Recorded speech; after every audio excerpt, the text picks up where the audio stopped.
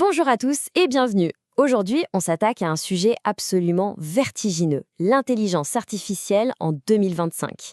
C'est une technologie qui promet de tout changer, mais qui, en même temps, nous met face à des défis gigantesques. Alors, promesse ou péril? C'est le grand match qu'on va décortiquer ensemble. Voilà, cette phrase dit tout. L'époque de la science-fiction, la promesse lointaine, c'est terminé. L'IA, c'est maintenant, c'est concret, et ça redessine déjà notre monde, notre économie et même notre vie de tous les jours. Impossible de passer à côté. Et pour creuser ce sujet, on va s'appuyer sur une analyse hyper pointue de Didier Taormina. Elle a été publiée en juillet 2025 sur iainfo.fr, qui est le portail français de référence sur l'IA. Cette analyse se base elle-même sur le fameux rapport AI Index de l'Université de Stanford. Autant dire qu'on est au plus près des infos les plus fraîches et les plus fiables. Alors, voici notre plan de match. D'abord, on va voir à quel point cette révolution s'accélère et comment sa puissance devient accessible à tout le monde. Ensuite, on verra comment l'IA s'immisce partout, ce qui lance une véritable course mondiale. Puis, on se penchera sur les énormes défis que ça pose avant de se poser la question: quel avenir on est en train de se construire? C'est parti! Ok, on entre dans le dur. Le premier constat, il est simple. L'IA ne fait pas que progresser. Non, sa progression explose. Elle accélère à une vitesse qui donne le tournis. Pour se rendre compte de cette puissance, on a des tests de plus en plus costauds. Prenez le SOWI Bench. Ici, on est loin du jeu d'échecs. On demande à l'IA de résoudre de vrais problèmes de code, des bugs bien réels sur des projets qui tournent sur GitHub.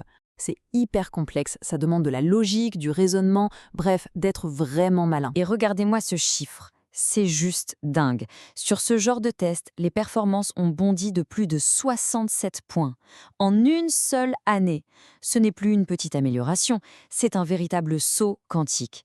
L'IA arrive même parfois à faire mieux que des développeurs humains très expérimentés. Mais attention, la vraie révolution, le truc qui change tout, ce n'est pas seulement que l'IA devient plus intelligente, c'est surtout qu'elle devient beaucoup moins chère à utiliser.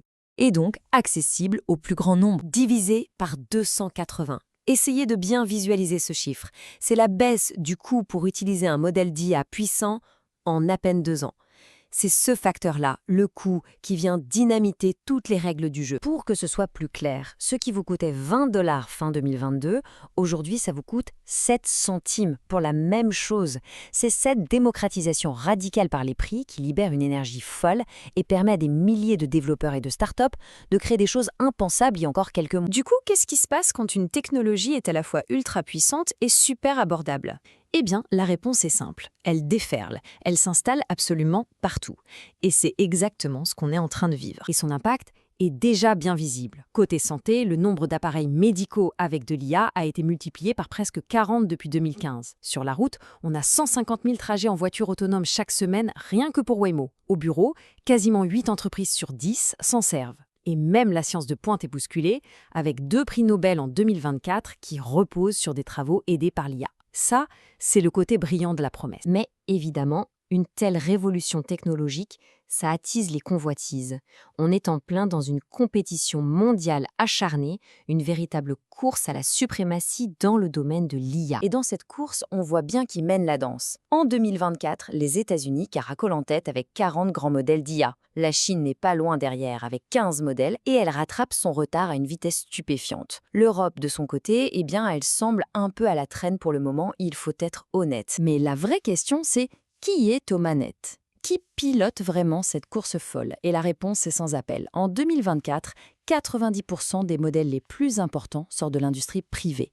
Et ça, c'est un point absolument crucial, car ça veut dire que les priorités, les buts et le contrôle de cette technologie sont en grande majorité dans des mains privées. Forcément, cette course effrénée, menée à ce rythme par le privé, ça ne se fait pas sans heurts. On arrive maintenant au côté péril de l'histoire, aux défis monumentaux que ça engendre. Commençons par ce chiffre qui fait un peu froid dans le dos. C'est l'augmentation du nombre d'incidents liés à l'IA en 2024, plus 56%. Alors un incident, ça peut être des biais discriminatoires, des pannes, des bugs ou pire, des usages carrément malveillants. C'est un vrai signal d'alarme sur les risques quand on va aussi vite. Et puis il y a cet autre défi, énorme lui aussi: l'impact sur la planète. Entraîner un seul de ces gros modèles, comme Llama 3, Ça émet presque 9000 tonnes de CO2.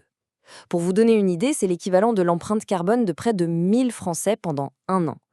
La promesse de l'IA a un coût écologique bien réel et qui ne fait qu'augmenter. Face à ces dangers, les politiques commencent à se réveiller. Rien qu'aux États-Unis, 59 nouvelles lois et régulations sur l'IA ont vu le jour en 2024. C'est le signe d'une prise de conscience. On sent bien que tout le monde essaie de construire en urgence des garde-fous pour encadrer ce nouveau géant. Alors, au final, où est-ce qu'on va avec tout ça ? Comment on trouve le bon chemin entre la promesse qui est incroyable et les périls qui sont bien réels? C'est sans doute la grande question de notre temps. Tout se joue sur cet équilibre en fait. C'est comme une balance. D'un côté, on a un optimisme immense, l'espoir fou de faire avancer la science, la médecine, de résoudre de grands problèmes. Et de l'autre côté, on doit avoir une vigilance de tous les instants. Une vigilance sur son impact écologique, sur ses risques, sur son contrôle par la société. Finalement, il faut se rappeler que l'IA n'est qu'un outil. Un amplificateur surpuissant, certes, mais en outil. Elle n'a pas de volonté propre, elle ne fait que refléter nos propres ambitions. La vraie question, ce n'est donc pas de savoir ce que l'IA va devenir, mais plutôt de savoir ce que nous, collectivement, on va décider d'en faire. L'IA est un miroir de nos ambitions, lequel choisissons-nous de refléter? Voilà la question avec laquelle je vous laisse. Merci beaucoup de m'avoir suivi et à très bientôt.